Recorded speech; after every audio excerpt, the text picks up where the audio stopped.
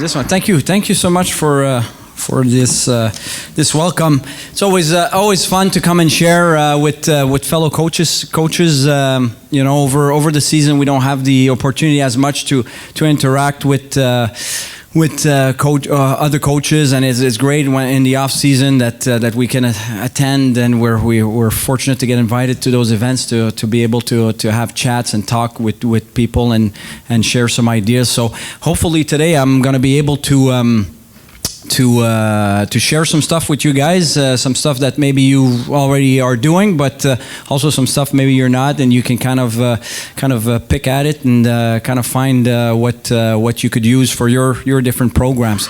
I have one request from the conference here is, can we, for the love of God, stop using that picture of me that was used in there? Like I look like Mr. Bean. Like, it's unbelievable. I'll send you another picture. I'll send you a better picture. Okay, no, but seriously, all seriousness. Today I'm going to talk about pre-scouting goaltenders. It's something that obviously at the NHL level is extremely important. We spend a fair amount of time on it. I remember when I was coaching in the Quebec Major Junior Hockey League, we actually did spend a lot of time on it too, and that's where I really got better at finding trends in goaltenders and being able to dissect them and present them to the team, to the coaching staff, so that it can certain aspect of it can be implemented into the game plan. So today I'm going to kind of walk you guys through a little bit of what we do in Tampa, and a little bit why we do it, and what information we translate to the players, so that they can have just a little more information and help them to have success against other goaltenders from other teams. So first of all, the objective of the goaltending pre-scout essentially is to give players necessary information to be successful, as successful as possible in the offensive zone and in when they have scoring chances. It takes you can do it at every level now with the video capabilities that every team have. Like, I know there's a lot of teams that have either XOs or Stiva or some sort of video program. And you play the same teams a fair amount of time during the season. It's fairly easy to from the games clip, take out the scoring chances and the shots for your team, and then being able to dissect a little bit goalie tendencies for the next game that you're going to play against that particular team. That's something that I'm responsible of with the Tampa Bay Lightning. So essentially what I do is I always starts with a little bit of stat breakdown of the goaltender. So I'm going to go in and I'm going to essentially not just look at the save percentage, because I think the save percentage, like, you have to be very careful with that. It's an average at the end of the day. You have to kind of scratch a little bit deeper than just the basic save percentage. What I like to do is essentially, and we'll go over it, is break that save percentage up. Look at it more in detail, and look at if I see trends where the goaltender either is an impact player on the team, or he's not, or he's the weak link.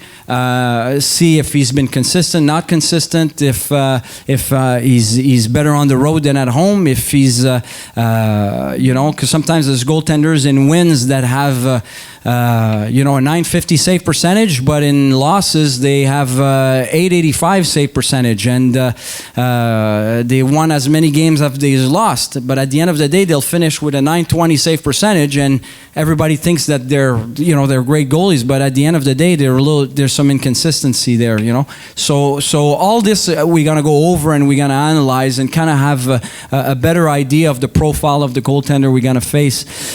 The other aspect too is the puck handling ability. As you know, puck handling is now a big part of goaltender play.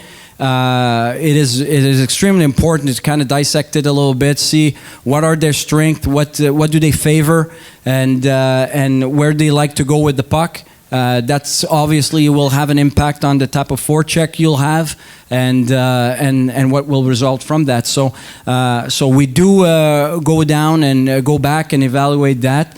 The other point that we always try to identify is the scoring patterns and goal location over a significant period of time. So I'll go back and I'll look at probably the last 30 to 40 goals that the goaltender has given. Sorry, I'm French, so pardon my sometimes my speaking mistakes. But we'll go over and I'll look at all those goals, and I'll look at trends, and I'll identify those trends, and I'll cut some clips for the players. So we will identify that. Then as a team, for the team, we're going to identify tactics to take advantage of those weaknesses. And sometimes when a goaltender has certain weaknesses too, or he scored on a certain type of play, it indicates also sometimes a weakness in the team defensive zone, or sometimes even in the neutral zone if they're giving a lot of chances off the rush. So that's going to be part of also the game plan. Then at the end, now with the shootouts, it's an extremely important part of the game. You can either make or not make the playoff based on your shootout wins or loss. So I'm going to go in. I'm going to go back and look at every shootout situation he faced for the season. If there's not enough, I'll go to the previous season and try to identify trends of where he's getting beat and how he's getting beat. And all of the goaltenders, you can usually find a trend in those situations. So basically, that's what I will look for when I'm going to build a goaltender pre-scout. Okay. For our little test run today, we're going to take a look at Carey Price. He's our second to last game before the end of the year was against Montreal. So I think it's a good exercise. It's pretty relevant. It's a pretty good exercise to take him as our guinea pig. So essentially, I will. You look at just his size, his age, the number of years he's been in the NHL, which sides he catches, which sides he shoots, his stats for the season. So you see he's got a .924 save percentage, .220 goals against average. I'll break down the save percentage as even strength against power play, shorthanded. So you can see even strength. He's .937, which is excellent. Usually a goaltender a number one goaltender has to be over .920 at even strength. If he's lower than that, that's trouble. Usually, you're giving up too much goal 5-on-5 or at even strength for that matter. So he's .937, which is excellent. You can sound a power play .867. Number one goalie, an elite guy. Usually they're over .850. So .867 is really good. You can see shorthanded. He's .857 is a little low, but sometimes it's it's a matter of volume in that situation. You don't get a lot of shots shorthanded, but sometimes you'll have after a few months of the season going, you'll have 3 shots against shorthanded, but you're giving up a goal, and suddenly you're 667. So it's the shorthanded. You don't want to read too much into it. At home, you can see .931, very very good. It is not giving up a lot of goals. On the road, a little lower, but .915. But that's pretty good for a road record.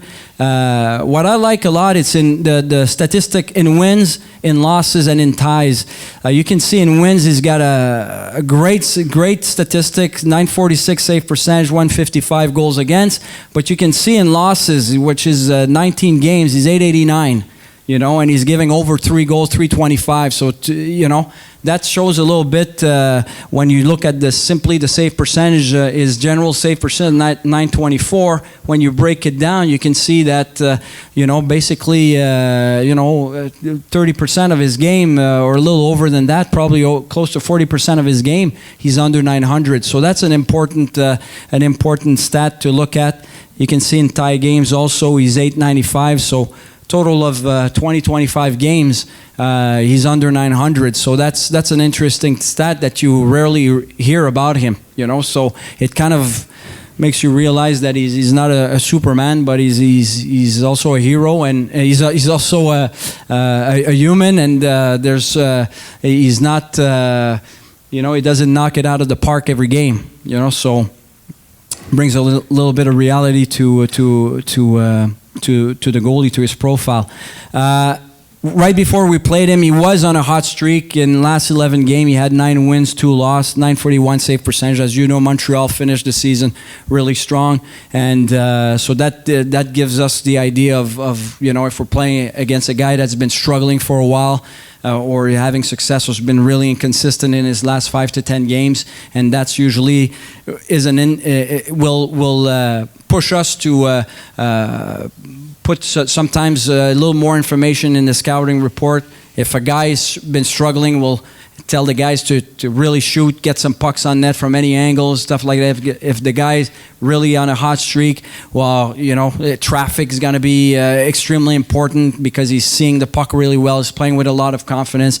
Getting in his kitchen, getting in front of him is going to be really important. So sometimes that's gonna tell us a little bit how we want to approach the goaltender. Here, so we're going to start. We're going to go over every little point that I talked about in that first slide. So we got to talk about puck handling first.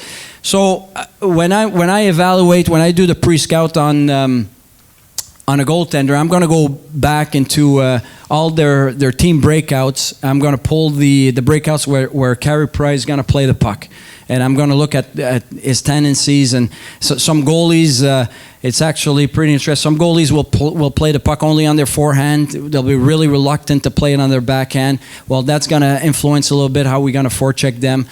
Some guys will keep it along the boards all the time. Some guys will just go and set it up for their D right beside the net, in the pocket, kind of towards the corner. Some other guys, they can do it all. They can hit the guy at the half wall. They can rim it there. They can get it straight there. They can hit the guy in the middle of the ice, center that's coming low and slow. They can hit guys in the neutral zone. For us, when Ben Bishop was in Tampa, he's that type of player. He might not be the best skill guy handling the puck, but he's one of the best goaltender making plays with the puck. And it's kind of funny, because when we talk about it, when we used to talk about it, he always referred to himself as a quarterback. He says, when I get the puck, he says, I'm the quarterback. I don't want anybody to come near me. I'm going to make the play. I'm going to look at my 2-3 options. I'm going to find the open guy. So Carey Price is that type of guy too. Like, he's a guy he's very good at executing on his backhand or forehand. He loves to use, we call it an overbank, but just to animate it, he's going to get it on let's say the puck's going to go pretty much straight at him, straight at the net. He'll take it, bank it off the backboard to the other side. So usually that when he brings it on the side like this, the forecheck kind of shifts to one side by banking it behind him, behind the net to the other guy. Now the defenseman that gets it has a lot of room, a lot of space to kind of break it out and come out of the zone. He's very, very good at that, and he's probably one of the guys that implemented it a lot in his game a few years ago. He will often send puck on weak side when under pressure, so he'll get the puck. Let's say the puck's going to come on his left side. He's going to get it, and he's going to keep the puck rolling to the other side. He's very good at that, actually pretty precise. He can do it while the puck is running the board, and he can do it stopping it, pivoting, and setting it on the other side. So lots of skills there. He can do it on his forehand or backhand. No hesitation to send the puck down the middle if needed, if it's open. We'll show you a clip where he does it, and the player receiving it is kind of surprised to get it, but he has no hesitation doing it.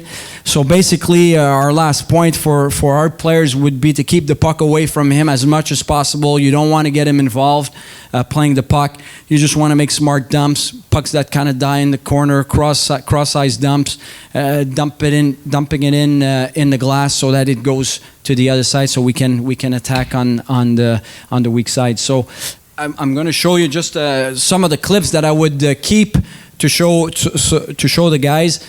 Just to put that in perspective, we have some computer in the players' lounge that where we're going to put the scouting report